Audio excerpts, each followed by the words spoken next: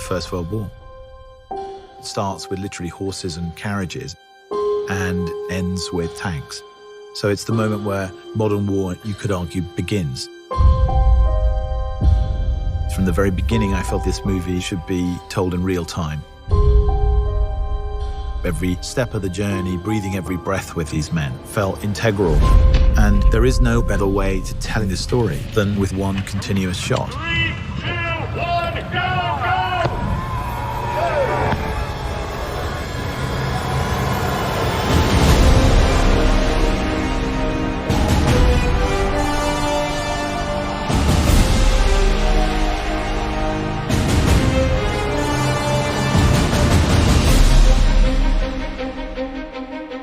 From the first moment I talked to Sam about the idea of it as a one-shot movie, I knew it was going to be really immersive.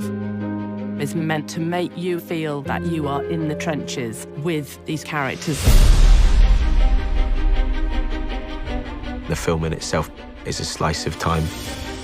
These two young men get sent on a mission to deliver a message to stop an attack. Action! So they've got to cross into enemy territory on a race against time to deliver a message that will save 1,600 lives. And the camera never ever comes away from the two characters. There's always that sort of get out of jail card that you have with a movie. Well, you know, we might be able to cut around this, or we might take that scene out. That's not possible on this film. The dance of the camera and the mechanics all have to be in sync with what the actor's doing. When you achieve that, it's really beautiful and exhilarating.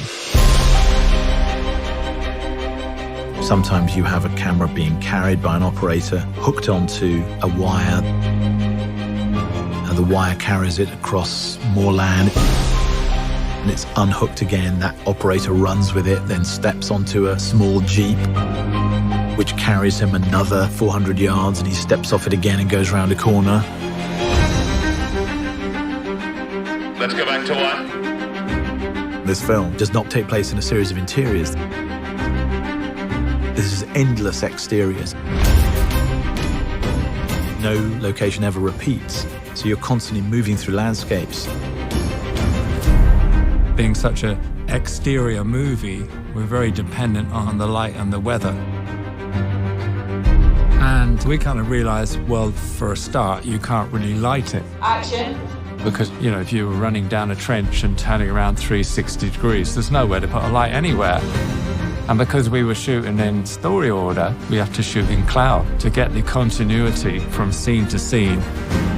So some mornings, the sun would be out and we couldn't shoot. So we would rehearse. And we're rehearsing. And then we'd be waiting around, everyone with their eyes up in the sky, trying to see how long it'd take for the sun to move behind the cloud. And as soon as it comes over, you've got this 5-minute window. Everyone would be like, come on, go, go, go. Go, go, go! So you are also in the lap of the gods. It's like a piece of theatre every take. Once it starts, it can't stop. If something goes wrong, you just have to keep going.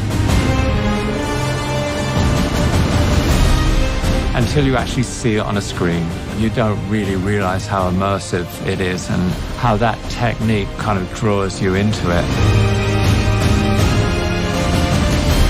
For me, engagement is very important. And that is behind the way in which we've decided to shoot this film.